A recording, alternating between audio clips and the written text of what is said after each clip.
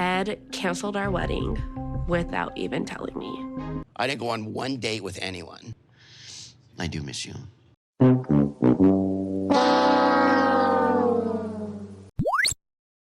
Awesome!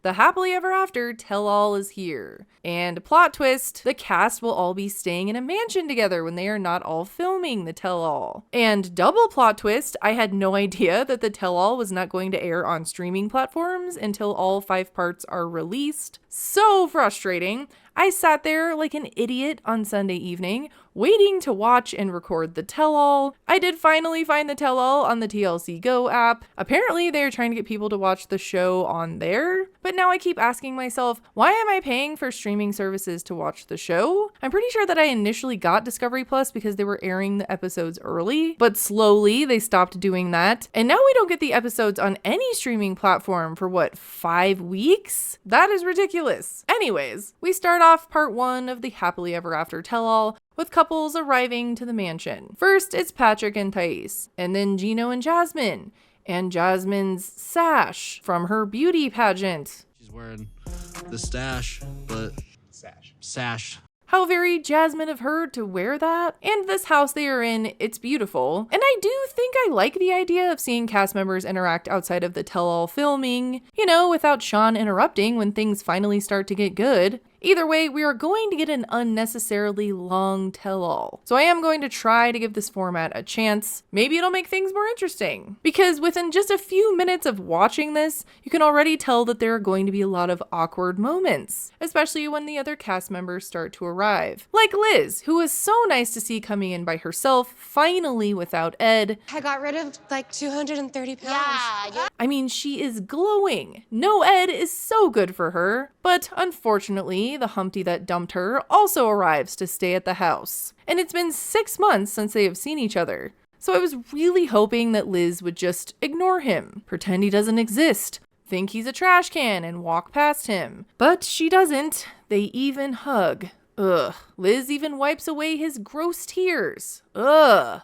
After months of time to reflect on how this cretin canceled their wedding without telling her, you would think that she would not even look in his general direction. So when I saw her being nice to him, I made the same face that Jasmine made. A look of disgust. Like hug him. Okay, all right, good. I don't think Yeah. You should give me a hug.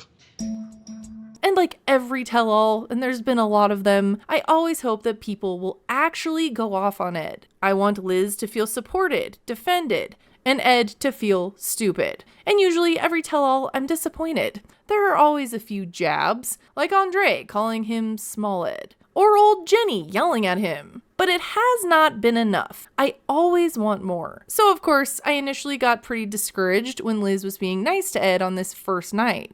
You look great. I do miss you. He does not deserve it at all. It's like we were going back to square one, and I started to get the vibe that they could get back together. She even goes as far as to accidentally calling Ed baby. Oh, baby, are you ready? Oh, sorry, I didn't mean to call you that.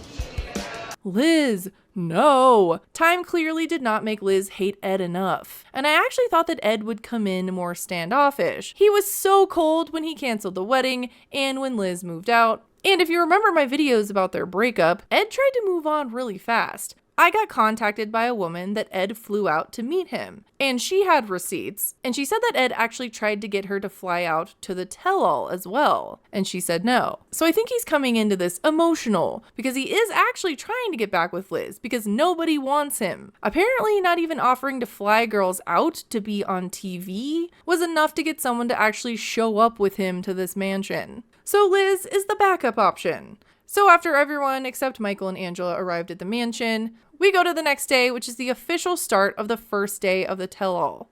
This part of the tell-all kept erroring out on the TLC website for me, so I had to watch the commercials 3 times to get past Gino complaining about Jasmine screaming at him. Like I haven't seen Gino and Jasmine enough. Anyways, everyone is finishing up getting ready, and Michael shows up with no Angela yet. Throughout the scenes, the cast has made a lot of comments about how they want to know Michael's side of the story. He can actually speak for himself this time, but that still might be hard because, of course, the Crypt Keeper does arrive. I seriously do not understand how she is here on the screen. And I'm not showing her leather face. Not doing it. And she starts to tell Michael that he can't like come out and sit with the other cast members. You don't get out my sight.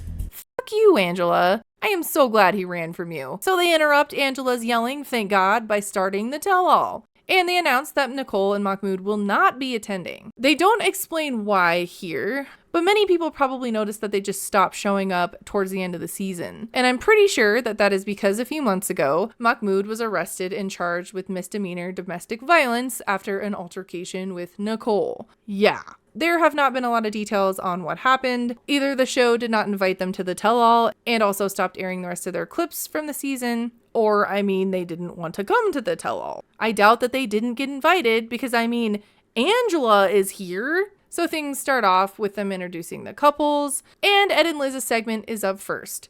And they talk about their breakup this season. And of course, you know how this goes. Ed starts spewing complete BS. Back at church, I help usher on every Sunday. Having a relationship for me right now is probably the furthest thing from my mind.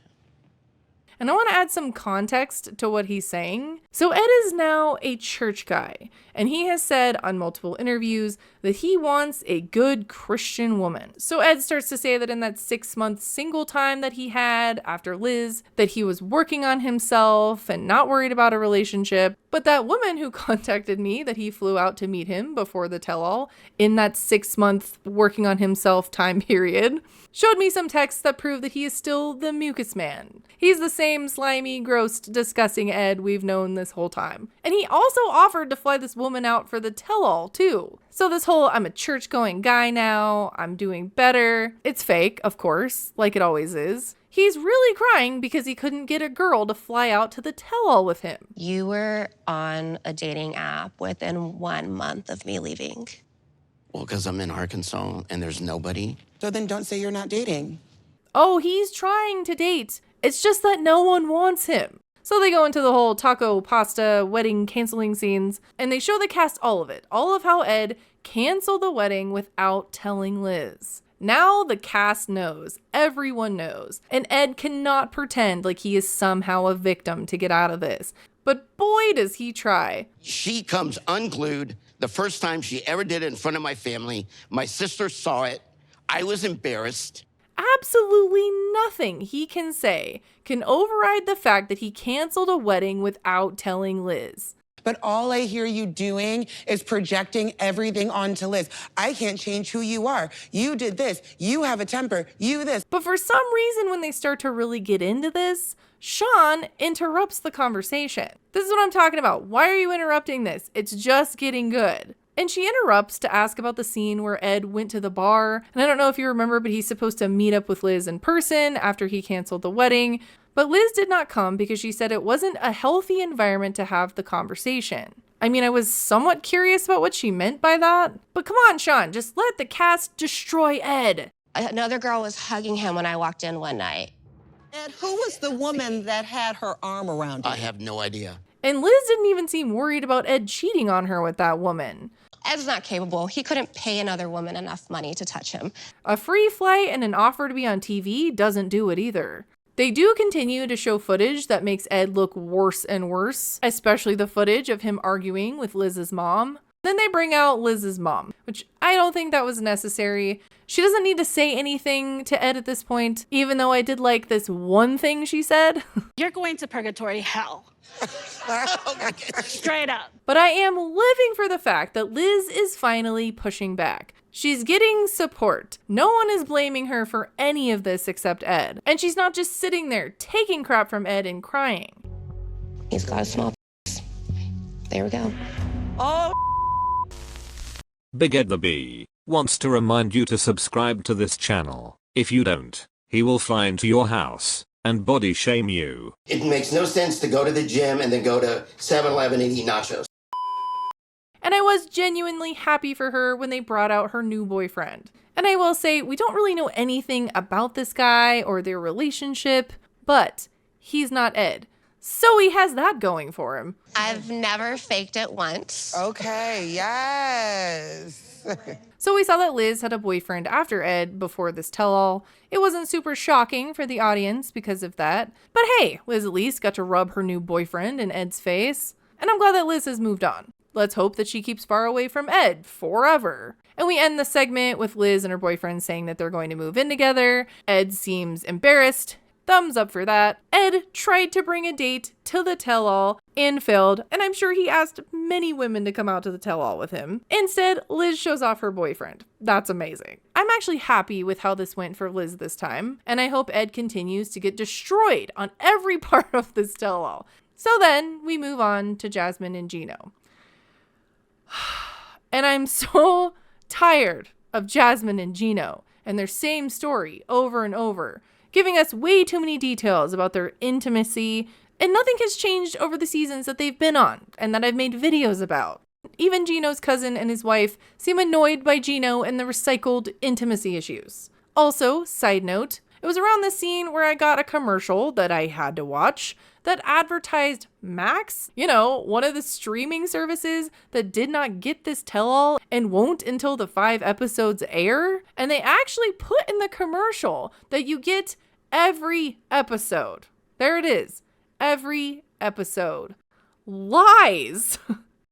Anyways, we basically end the tell-all with Jasmine accusing Gino of watching corn all the time. I can't say the other word. It rhymes with corn. And she says that he's been watching corn videos of one of his previous sugar babies. Yeah. So on part 2, I'm sure we will hear more about that. Please comment below what you think of this format so far. I was pretty entertained by this first part, but I tend to lose interest in tell-alls after like part 2 or 3. So far, I really like that Ed has been called out and Liz got support for once in a tell-all. That was great.